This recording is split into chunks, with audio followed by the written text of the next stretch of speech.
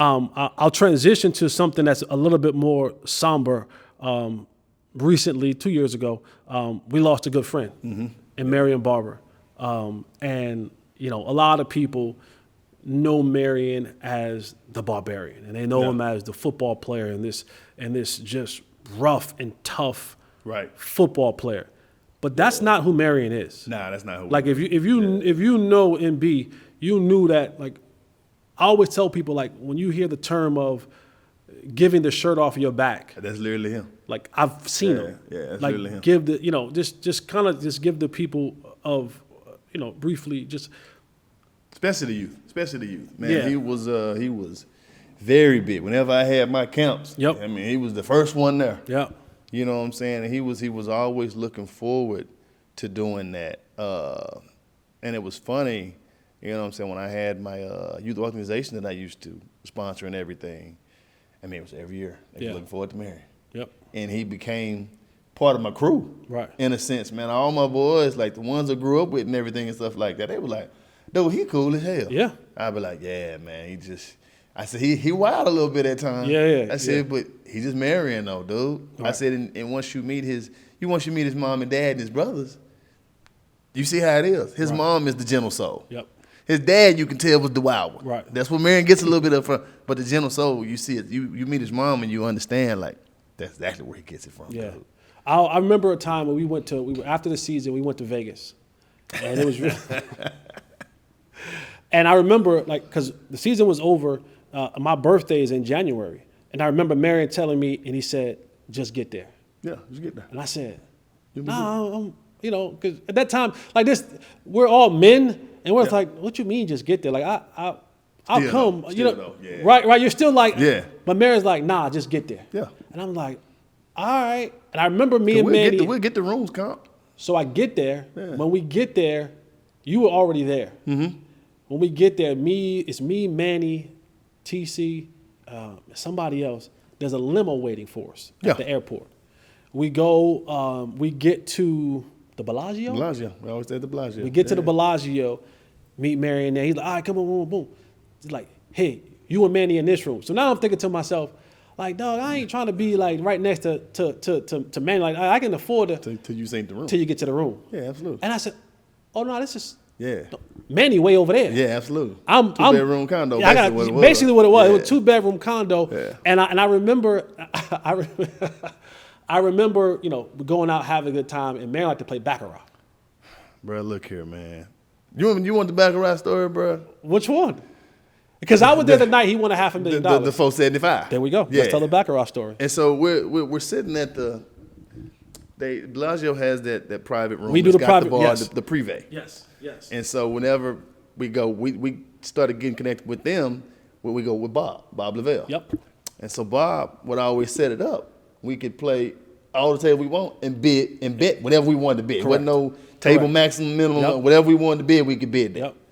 And so he would reserve that stuff and have it for us. And we know we coming in there to gamble, we gonna play. And Marion wasn't having his luck at blackjack that day. Yeah. He's like, man, forget this. I'm finna go over here. And you don't know if you remember Chris, the shorter blonde lady who was a Cowboys fan. Yes. She was our host all the time. Yep.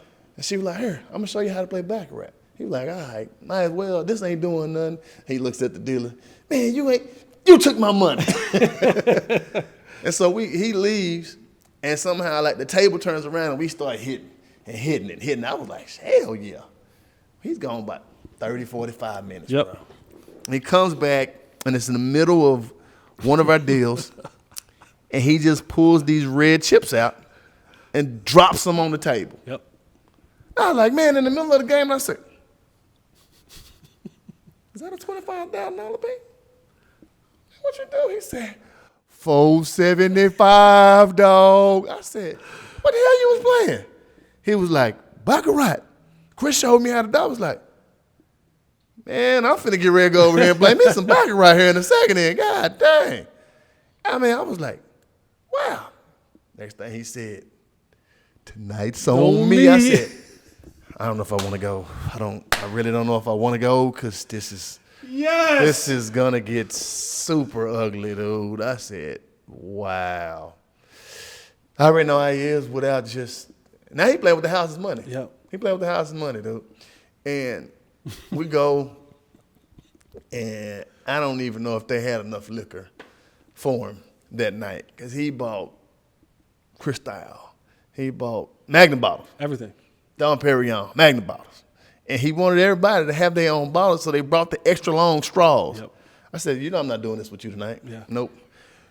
Big bro, just go and take it. I said, nope. I'm not. I don't even drink champagne. I don't even. Nope. Just give me. I'm gonna drink this vodka. He's like, all right. I'm gonna order 2 bottles for you. I'm not. I can't consume that much, sir. I'm not gonna do it. It was my birthday weekend. I'm not gonna do it. I don't drink hard alcohol. So Yeah. he was like, well, you gonna have champagne. I'm like, hey. He's like, you gonna have champagne. Yeah, absolutely. She's like, what champagne you want? So I'm like, Moet. He grabs, like he calls the waiter and like grabs it. He said, you listen here. He said, it's his birthday. He says, if his bottle get halfway empty, you bring him another one. Bring him another one. Now, mind you, I'm not a drinker. So I have this bottle and I'm basically like kind of like putting it to my lips and just trying to, she just I'm like, bring me glasses. I'm pouring champagne for just Other people. for Absolutely. randoms. Yeah. Random Get people. rid of it. You gotta get rid of it. And that was probably one of the Gotta get rid of it. most. Now, did you? I think you left when we left.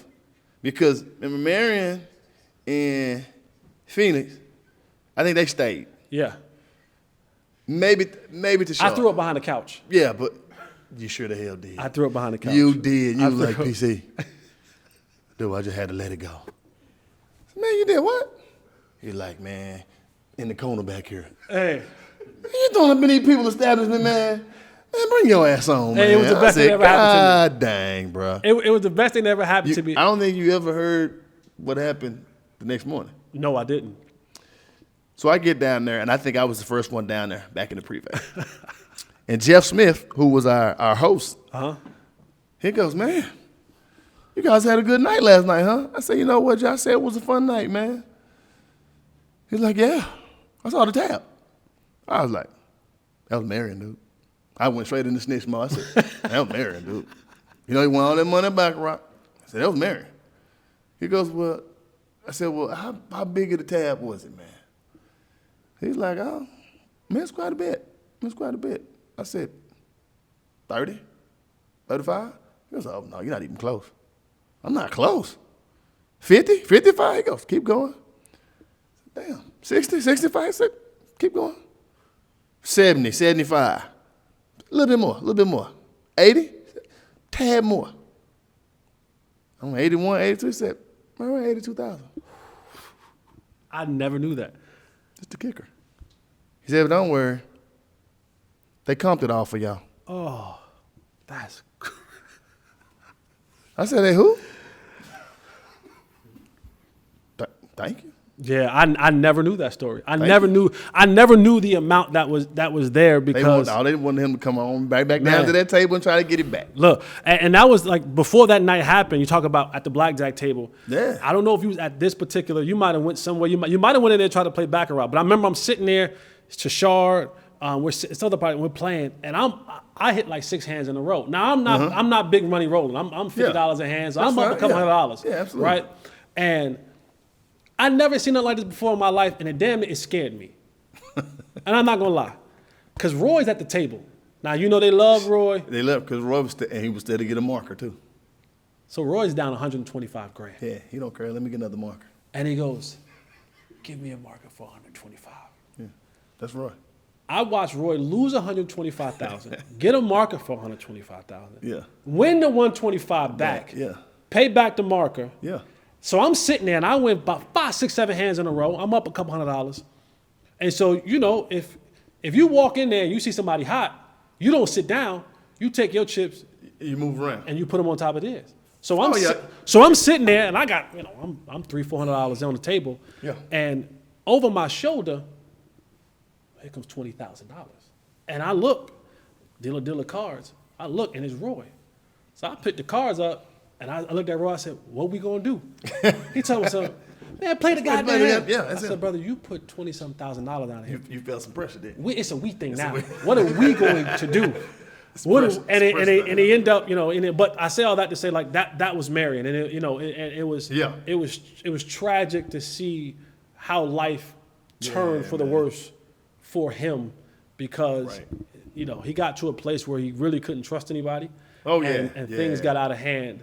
And we lost him. We tragically lost Marion, but he was one of those spirits and those people that you just wish you was still I here. remember he was, you know, 'cause he was here when my oldest son was born. Mm-hmm. So we was playing together, and he used to be like, "Oh man, your son and everything." And it brought me more joy to see Marion have so much joy seeing my son. My son would be like, "Marion Barber!" Right. I'd be like, "Yeah, man, go on, say hi to Marion." He would come by the house, and I remember when he got his old school done. I think it was clean. Super clean. But Marion put a boat engine in it. And when he did it, dude, I was like, dude, why the hell is so loud, bruh? Put that boat engine in there, dude. Even horse, I said, that boat engine ain't supposed to come out the water, man. It's not made for this. It's a whole different type of thing. It didn't last long. He burnt that thing up, Yeah, bro. that's when you have too much money, man. He burnt that thing. But he came to the house when he got it done, dude. And we had people at the house. He was like, dog, let's go around the block. Now, if you don't know, I ain't never been so scared. he lives in my the life, gated bruh. community with a bunch of people that don't look like I ain't him. never been so scared in my life. And he was, yeah. I said, oh, pull over, bro. Let me out. Get me out now, dude. Yeah, I said, you finna get me kicked out the neighborhood, bro. You finna, HOA finna be giving me a letter to everything, dude. But he ain't care. That was Marion, dude. He came and parked, and you know what I'm saying. He got out. We had some fun, but yeah, man, I miss my brother, dude. Yeah, man. Good Good dude, dude. You know, memory still lives on. I hadn't talked to his mom in a little I while. text his brother every now and again. Every Yeah. couple of weeks, I just text him like, "You good, bro? We thinking about Okay. you. Y'all tell your mom, dad hello." But yeah, so yeah, long live MB3, man. We love you, bro. sir. We miss you.